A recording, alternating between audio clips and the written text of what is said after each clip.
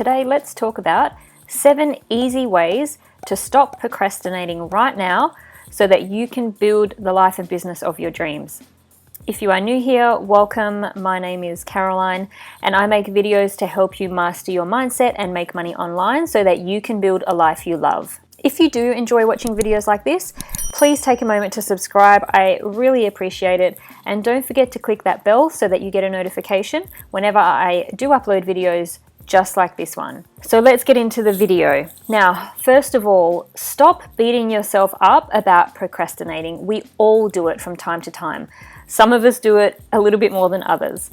Nobody wants to go through their tax receipts or clean out the pantry, declutter the house or do the laundry.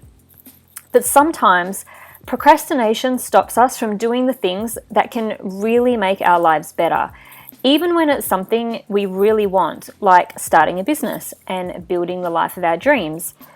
So why do we procrastinate doing something we want so badly? These things that we want that will change our lives and let us manifest all our desires, they're usually pretty big things. They will most likely need a lot of our time, some of our money, or a big commitment. And when it's something so big, there's also a bigger chance of failure. We don't want to fail. We don't want to look stupid in front of friends or family or end up with a bruised ego. Humans aren't designed to be uncomfortable.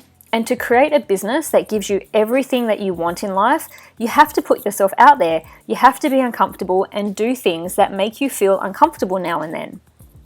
If you have decided to start a blog, for example, you can procrastinate for weeks, perfecting your logo, putting off launching until everything looks perfect. I've been guilty of this many a time. Then you might finally get to the point of creating content and are ready to publish your posts. But you procrastinate for days, thinking no one will read it or like it. You worry that readers might think you sound stupid or you can't write. You think, just one more edit and then I'll push publish. But you never ever do end up clicking that little button. When I decided to start putting myself out there on social media so that I can promote my business, I decided I needed to start posting photos of myself on Instagram so that people could get to know me and put a face to the name. I was freaking out. I don't think I'm photogenic and was so worried about what my friends would say. I thought they'd all be commenting saying, who do you think you are posting selfies, or do you love yourself or something? It took me weeks to post my first selfie, and you know what? When I did, it was basically crickets. Other than a few likes on the photo, no one said a thing, and it was all that worry for nothing. Fear is the driver behind all procrastination. And a human's natural instinct is to protect itself from something it fears, whether it be physical or emotional. We fall into the one-day trap, waiting for the perfect time, the perfect situation, the perfect business, the perfect logo. The sad news is that day will never come. So let's help you with all your old usual excuses, help you take the action you need to take and to get you where you want to be in life. So tip 1. Visualize your ultimate dream life. Visualization is a huge part of manifesting all your dreams and desires. Visualizing what your life will be like when you have built the business you've always wanted gives you a purpose and something to strive for. Visualization should be a part of your daily or weekly routine so that you are always fired up to reach for your goal. Try to set aside 10 to 15 minutes each day or even each week. Some people do their visualizing during or after a meditation session, so if you do meditate, add it to your practice. But personally, as a mum, let's be honest, do we ever get the chance to meditate? I mean, my alone time is when I need to go pee, and even that's hit and miss. You can use this 15 minutes to just sit and run your future life through your mind like a movie. But don't just watch what's happening in your head. Pretend you are really there. What do you feel? What are you wearing? Who is with you? What emotions are running through your body? Really try to put emotion into it and feel what it would be like when you reach your goals and have this dream life. If you're more of a writer and like to put pen to paper, then journaling is also a great outlet for this. Write about your future life and what it's going to be like once you have reached your goals. Write about the things you'll do, where you'll go, how much more you're going to be able to enjoy life. Tip 2, create actionable goals. Without a goal, you have nothing to work towards. You can't decide to start an online business and then just go with the flow and see where it takes you. You need to know exactly where you want to end up. Of course, these things might change as you go along. You could discover a new passion or realize you don't like a particular part of your business and you decide to change it, and that is totally okay. It's the core of what you desire that will never change and what you'll be working towards. For example, my goal is to be free.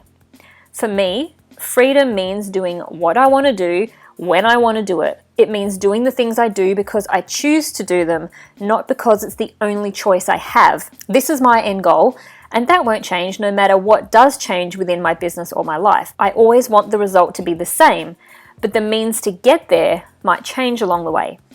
Such a large goal can seem overwhelming though, and you just don't know where to start. And here's where procrastination sets in.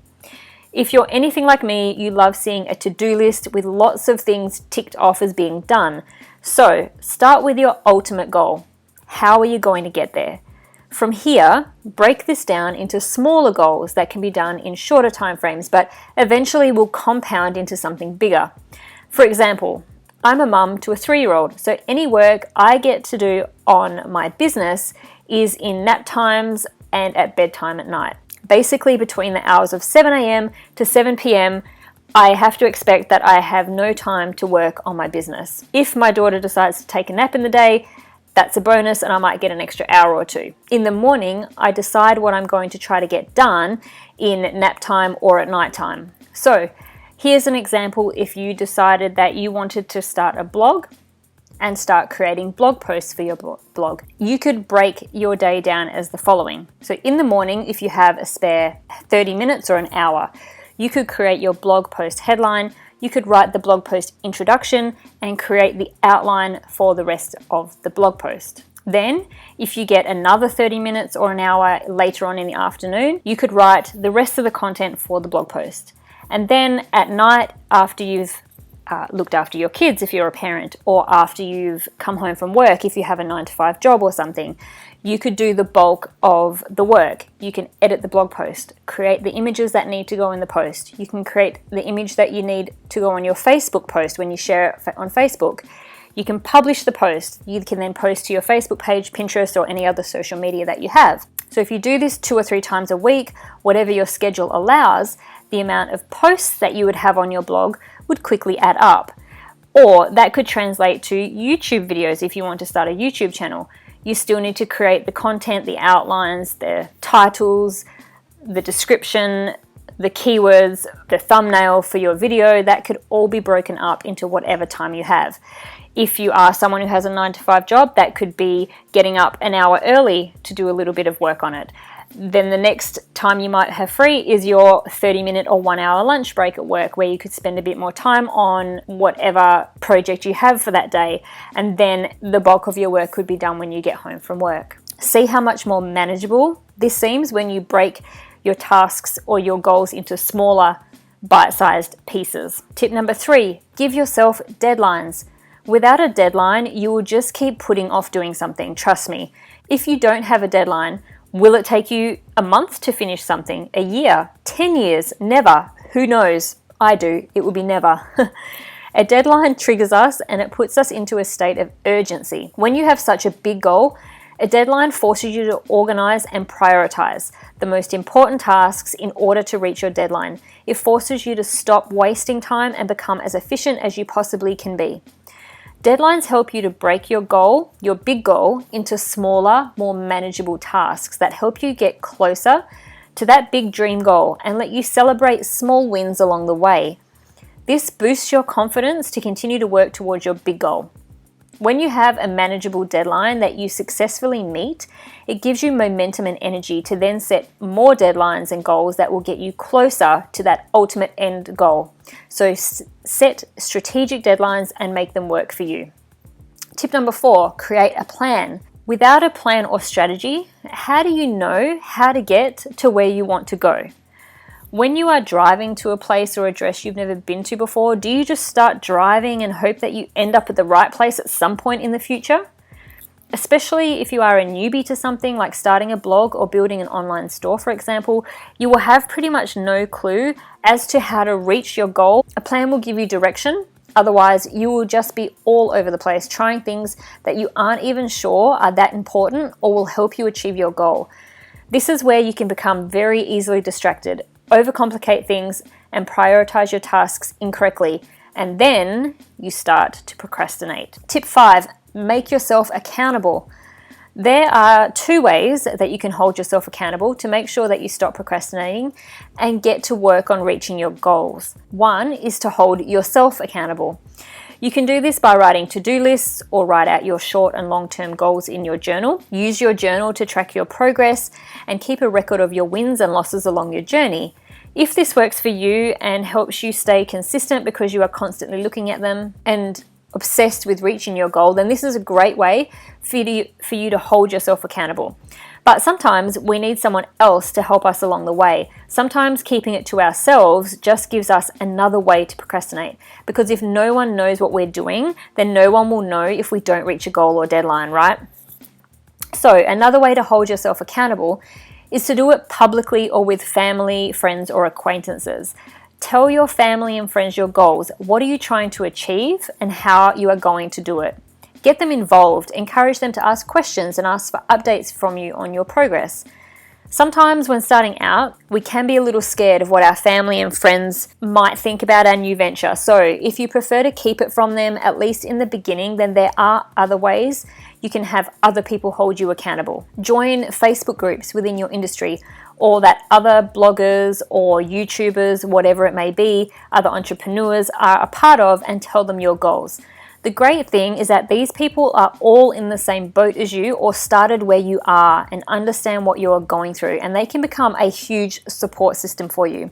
Whereas friends and family will often laugh or scoff at you, thinking you're silly for wanting to do something different and start an online business. Other entrepreneurs think what you are doing is so awesome, and they will do nothing but encourage and cheer for your success all the way. 6, be brave and just do it. At the end of the day, all these tips are great, but mean nothing if you don't take action. Just be brave, even for 1 second, and just do it. Just start. Stop putting it off.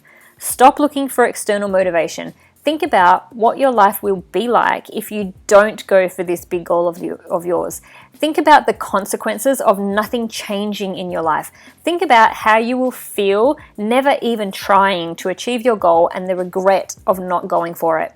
No matter how much you don't feel like doing something, once you force yourself to start doing it, it makes you motivated to continue and finish the task.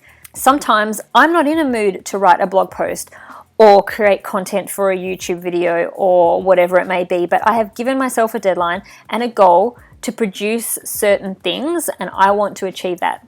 So I get on my laptop and I think, I'll just quickly check notifications on Facebook first, just in case there's something important.